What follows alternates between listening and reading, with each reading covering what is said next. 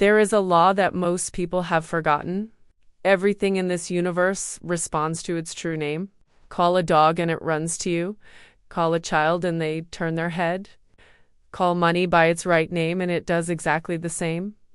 But here's the problem. Most people never pronounce the true name of money. They speak fear, they speak doubt, they speak scarcity, and then wonder why money does not appear. Today, I'm going to show you the forgotten law of naming, how to speak to money so that it cannot escape, and why every word that comes out of your mouth is either creating or destroying your financial supply. If you are tired of struggling with money, if you have tried budgets, savings, even prayed for provision, but the bills keep piling up, then you need to understand something crucial. You may be calling money by the wrong name every day in casual conversations without even realizing it. And every time you do this, you push supply away from your life. But when you learn the true name, when you master this ancient law that few know, money must respond to your command. Stay with me until the end, because I'm going to reveal the exact phrase that dissolves debts like smoke. A declaration so powerful that many fear to pronounce it, but that changes everything when you dare to speak it. If you want to discover the secret that great spiritual masters used to attract abundance, subscribe to the channel now and activate the bell so you do not miss any teaching that can transform your financial life forever. Let us get straight to the point. Why do words have so much power over something as real as money? The answer is simple but profound. Money is not dead matter. It is energy. It is vibration. It is substance dressed in form. And just as a flesh and blood dog responds to the sound of its own name, money responds to the vibration you emit when you speak about it. When you say, "I cannot afford it," you are not just expressing a feeling. You are decreeing a law. You're calling money impossible. And your subconscious mind, which is like a faithful recorder, registers every word, every phrase, every label you attach to money. The subconscious does not argue, does not reason, does not say, "Oh, it was just a joke." It simply records and reproduces in form. I once heard about a woman who kept saying as a joke, "I wish I could live inside a trunk." She laughed, her friends laughed, but the subconscious did not laugh. It recorded the register. Shortly after, she lost her home and found herself with nothing but a trunk. Do you see the power of naming? What you name, you claim. What you call back. Every word is a seed, and every seed produces fruit according to its kind. Now imagine what happens when you assign the wrong names to money day after day. It is hard to get. It never stays. It slips through my fingers. I cannot afford it. Each of these phrases is a decree. Each one is a seed in the soil of your subconscious. And what harvest can such seeds bring but lack, debt, and delay? The tongue is the rudder of life. If you turn it towards scarcity, you sail straight into poverty. But the reverse is also true. If you call money by the right name, if you say money is divine, money is obedient, money serves me under grace and in perfect ways, then the subconscious accepts this record and life must reproduce it as supply, abundance, and ease. Therefore, I tell you, never again say, "I cannot afford it." Say, "This comes to me under grace." Do not say, "Money is difficult." Say, "Money is obedient."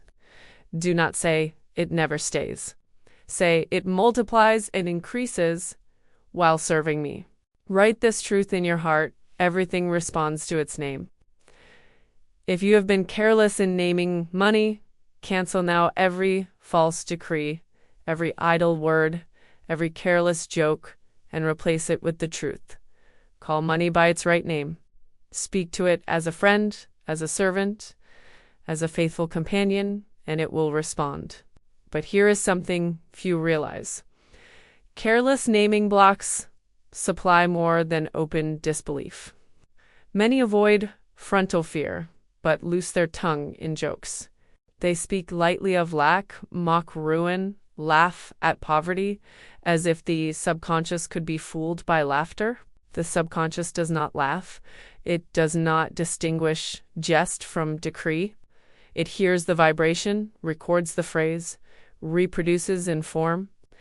A poverty joke carries the same weight as a poverty prophecy. A careless joke generates a careless harvest. I knew the case of a comfortable woman who amused friends by saying, "I bet I will end up in the poorhouse." Laughter all around, but life did not laugh. The record was recorded. Years later, her fortune dwindled, comforts disappeared, and she lived exactly as she had joked. Another person kept repeating, "Everything is expensive, nothing is within my reach." Without realizing it, she pushed supply further and further away. When she learned to cancel this false naming and say instead, "What I need appears, and I can afford it under grace," the tide turned. Soon she found herself provided in unexpected ways, receiving gifts and unimaginable opportunities, simply because she renamed money. Do you see why I say that careless naming blocks supply? The law does not discriminate between deliberate affirmations and idle talk. Both are seeds, and both bear fruit. If you speak truth for 5 minutes in the morning and falsehood for the other 23 hours, which seed will win? Which harvest will fill your fields? That is why the scriptures warn, "Of every idle word we will give account." There are no harmless words. Every name you give money either calls it to your hand or drives it away. So how do you change if you have been careless for so long? The same tongue that wrote the false record can erase it. Declare with me now, "I now shatter and dissolve every untrue record of poverty, lack, and debt in my subconscious mind. They return to nothingness, for they came from vain imaginations. Now I make my perfect records, records of wealth, abundance, and supply." Speak with conviction, and you will feel the atmosphere change, the old grooves break, the new record begin to play. Watch your speech like treasure. Never again call money difficult, scarce, or tight. Careless naming blocks, careful naming multiplies. Now let us see the glorious reversal. If false words bind, true words free. If wrong names drive supply away, the right name draws it to your hand. The law is impartial, operates in both directions with equal force. The same tongue that condemns is the one that justifies. The word that closes is the one that opens. What name will you give money now? Will you continue to call it scarce, elusive, difficult, rebellious? Or will you start calling it divine, obedient, abundant, present? The world mocks, thinks words are air, but I tell you, words are substance, words are vibration, words are seeds. Just as the farmer knows that wheat seed produces wheat and thorn seed produces thorns, you need to know words of lack, harvest lack. Words of plenty, harvest plenty. If you want wheat, do not plant weeds. If you want money, do not plant poverty. The right name is the seed of the right harvest. And if you speak correctly, and at first nothing changes, do not be discouraged. Seeds do not sprout in a day. Records engraved for years take time to erase. But every time you speak the right name, you open a new groove in the subconscious. Every time you declare, "Money is obedient, money comes to me now under grace," you vibrate a new tone, and vibration adds to vibration until the entire atmosphere begins to hum with your decree. And then suddenly the visible changes to match the invisible. Do not abandon the crop before the harvest. Keep naming and the harvest will come. There is something crucial I need to show you. Debt is not born in the ledger, nor in the signature on paper. Debt is spoken into existence by the tongue. Every sigh of "I cannot afford it," every lament "I owe and never catch up," every complaint "there is more month than money," these idle words are the chisels that carve debt into the stone of your affairs. The subconscious, faithful stenographer, notes without judging, reproduces without ceasing, and when enough records form, they create the conditions you call financial reality. I once counseled a man who lived in perpetual debt. He worked hard, earned well, but never got ahead. Listening to him, I understood why. I am always behind. I owe everyone. I will die owing. His subconscious was fed for years on this menu, and his life reflected it. When he dared to change the words and begin to declare daily, God is my supply, I live in abundance. God, everyone, and everyone pays me. I am free from debt by divine right, under grace, and in perfect ways, the tide turned. Opportunities came to pay off what he owed, unexpected checks, increased income, and in a year he was free. The condition was debt, the root was words. When the words changed, the condition had no choice. Now use the mirror. The mirror is not idle glass, it is a portal to the hidden chamber of the soul. When you face it, you do not just see your face, you see the image of your own identity. The subconscious accepts the image you hold of yourself as truth. If every morning you look and sigh, tired, poor, unlucky, the subconscious records and decrees it as your law. But if you see the word of abundance shining before your eyes, the subconscious does not resist. It unites the word with the image and says, this is how I am, this is the law. Soon the outer world must correspond. Write the word where you will see it daily, where you cannot avoid it, where your own reflection becomes one with it. What you see united with yourself, you become. A woman wrote a single word on the mirror, wealth. Morning and night, she saw herself beside it. She did not struggle. She just let the image sink into her heart. Within a week, an unexpected check arrived in her hands. Why does the mirror have so much power? Because it unites word and image. Speaking is powerful, seeing the word attached to your face even more so. The subconscious is impressed when the spoken word, the seen image, and the felt emotion unite. The mirror promotes this triad. Treat the mirror as an altar. Write boldly, look daily, speak with faith, fill with joy. And you will see your life reflect what the mirror has already declared. But keep it secret. The farmer does not dig up the seed to show the neighbors. He covers, waters, guards, until the sprout emerges. Do the same with your word. Write on the mirror, but do not expose it to mockers. Do not deliver it to scoffers. Keep it secret until manifestation. Premature testimonies invite interference. When the fruit appears, no doubt erases it, and water it with thanksgiving. Without it, your word is seed in dry ground. With it, it breaks the soil, and fruit comes quickly. Gratitude is proof of possession. When you rejoice before seeing, you declare to the law, it is already mine. And the law responds, so be it. Do not wait for it to arrive to be thankful. Be thankful now. Smile at the mirror. Point to the word and say, I praise and thank you because this is already true.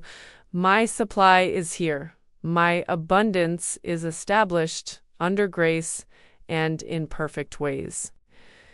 Joy is the sound of the harvest ripening. Gratitude is the rain that makes it sprout.